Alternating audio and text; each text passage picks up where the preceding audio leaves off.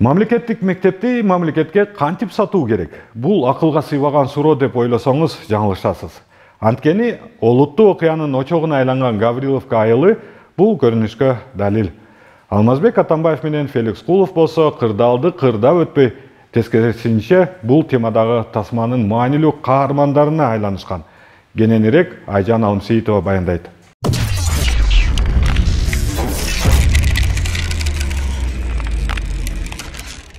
90-жылдардын башында Советтер Союзу кулагандан соң Кыргызстан тез арада советтик мүлктү менчиктештирүүнү жүргүзөт. Мектептер, бала бакчалар жана башка көптөгөн объектилерде белиштирүүгө дуушар болушат. Бирок 1995-жылдарга барып буга жол берилбеши керектиги айгинелет. Ага Утурлай Аскар Акаев бардык социалдык маданий объектилерди мамлекетке кайтарып берүү жана акысыз кылуу жөнүндөгү жарлыкка кол коет. Социалдык инфраструктуранын объектилери уставдык капиталда мамлекеттин үлүшүнүн өлчөмүнө карабастан, мамлекеттик жана менчиктештирилген ишканалар жана мекемелер тарабынан сатылууга жатпайт деп эсептелинсин.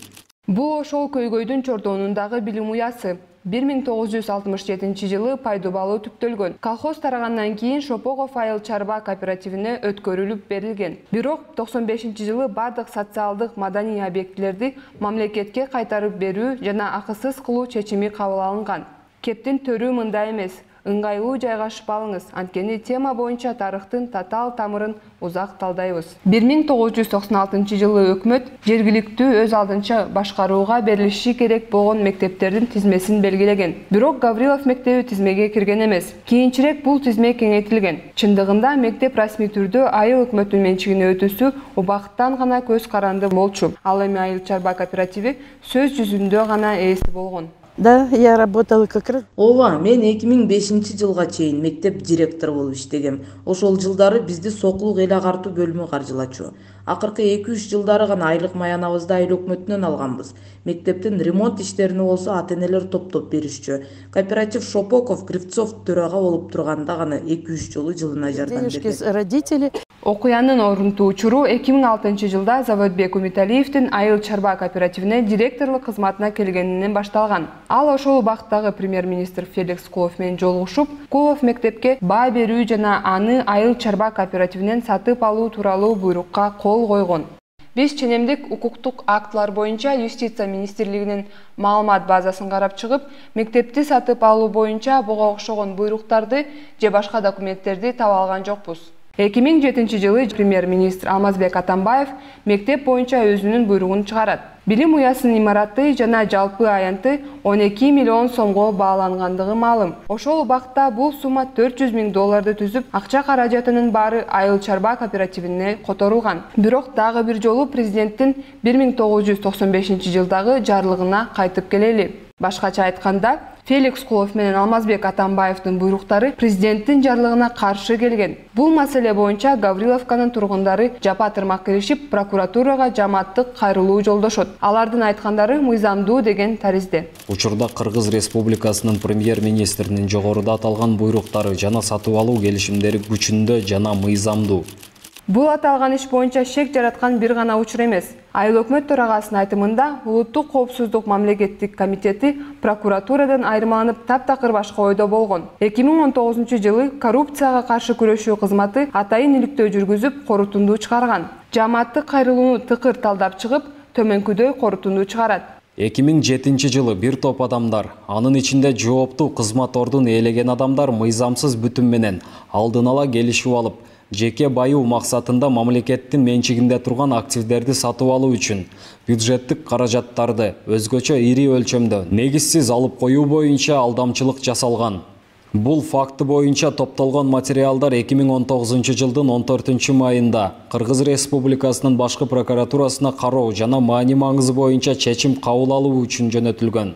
Укук коргоо органдарынын кайрылуу жөнөткөндөрүнүн арасында Рамис Маткерим уулу да бар. Ал УКМКнын корутундусу фантастикалык түрдө жоголуп кеткенин ырастоодо. УКМКнын коррупцияга каршы күрөшүү кызматы мектептин сатылышында коррупция фактысы бар деген бүтүмгө келген. Иш ачылышы керек болчу. Бизге ошентип айтышкан. Топтолгон материалдарды башкы прокуратурага жөнөтүшкөн. Бирок белгисиз жагдайлардан улам материалдар жоголуп кетти. эч ким билбейт. Никто не знает.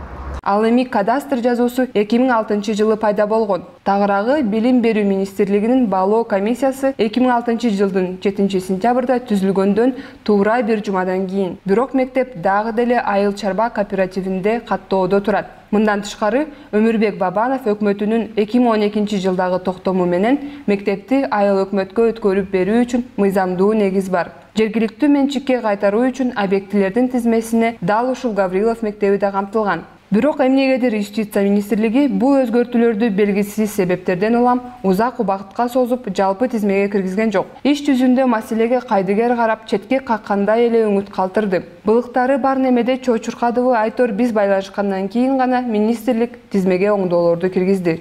Заводбек Умиталиев Юстиция министрлигинин сайтында Гаврилов мектеби жок экенине толук ишенген болчу. Ошо өзүңүз айткан 530 ошо 531 жок болчу. Мен 100 жолу бар. Прокуратурада карап чыктым. Значит, бул вопросту өкмөткө задавать эткиле.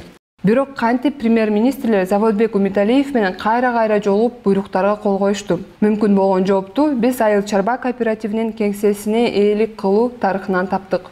Бул үй илгери Шопоков атындагы колхоздун кеңсеси болгон. 2009 жылы Султанбек Акматов аттуу жаранга сатылган. Анын эле кокусунан анын уулу Мирбек Акматов Феликс Куловдун өкмөттүк аппаратында иштеген болот. Айыл чарба кооперативинин да бир мүлкү таң сактоочу кампа Заводбек Умиталиевдин мурунку аялына берилген. Да, Ооба, бул ул кыз Өмүрбекова, анын мурунку аялы. Азыр чогуу жашашат, бирок мыйзам боюнча алар жубайлар эмес. вместе проживают. Айыл чарба кооперативи мүлкүнүн дээрлик ар бир сатылышы соттук териштирүүлөрдүн предмети болуп, көптөгөн шектүү суроолорду жаратууда. Бирок бүтүндөй бир мектепти мамлекетке сатуу боюнча Кыргызстандын тарыхындагы прецедент прокуратура үчүн мыйзамдуу бойдон калууда.